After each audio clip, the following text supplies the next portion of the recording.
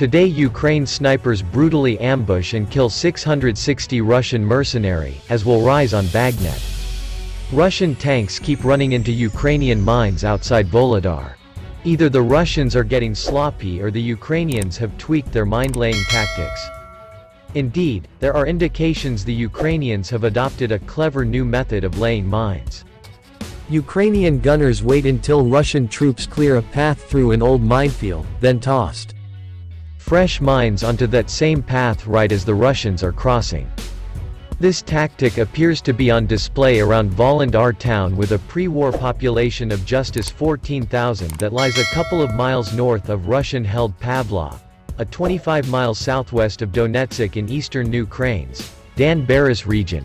The Russian Marine Corps 155th and 40th Naval Infantry Brigades and potentially the newly formed 72nd Motor Rifle Brigade and an experienced formation that belongs to the ill-fated 3rd Army Corps several weeks ago launched a series of direct assaults on the Ukrainian 72nd Mechanized Brigade and 55th Artillery Brigade in Volodar.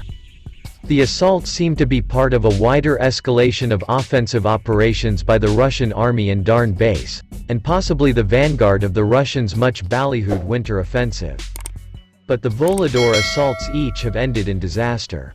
For the Russians, the pattern is familiar: armored vehicles rolling neat lines across the fields and forests between Russian-occupied Pavlenka and Volodar. The lead tank hits a mine and explodes. The rest of the column falls into this array.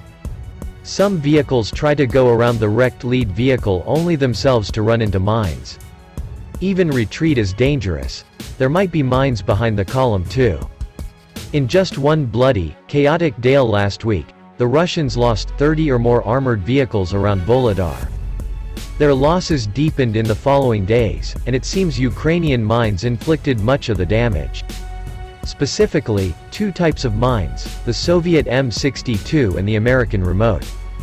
Any armor mine system, the 21-pound TM62 is your traditional mine, a big metal disc packed with explosives and fitted with one of several fuse types.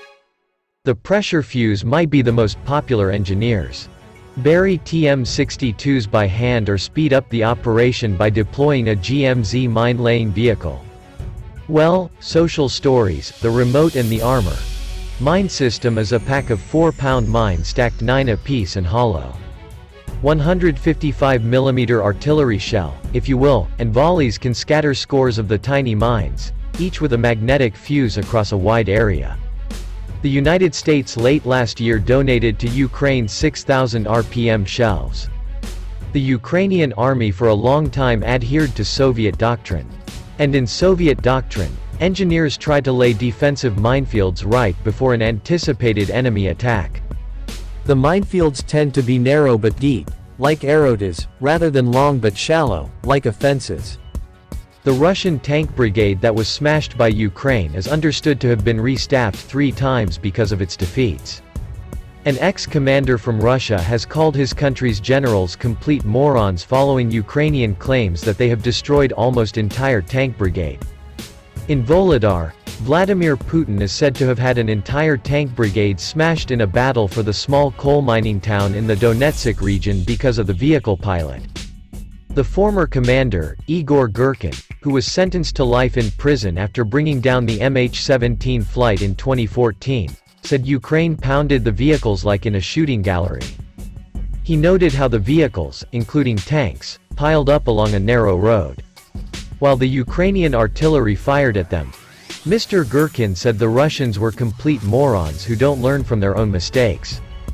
Throughout the war, footage has emerged showing tanks on narrow roads taking a pummeling from Ukrainian drones, artillery strikes and other anti-tank equipment. Ukraine's military claims they have destroyed the entirety of the elite tank squad, the 155th Naval Infantry Brigade, who were trying to storm Volodar. Alexei Matresky, the head of press for the Tavris ski district of Ukrainian Defense Forces, said in the forces, including commanders, were destroyed in battle. He described how over the past week Russia has lost 130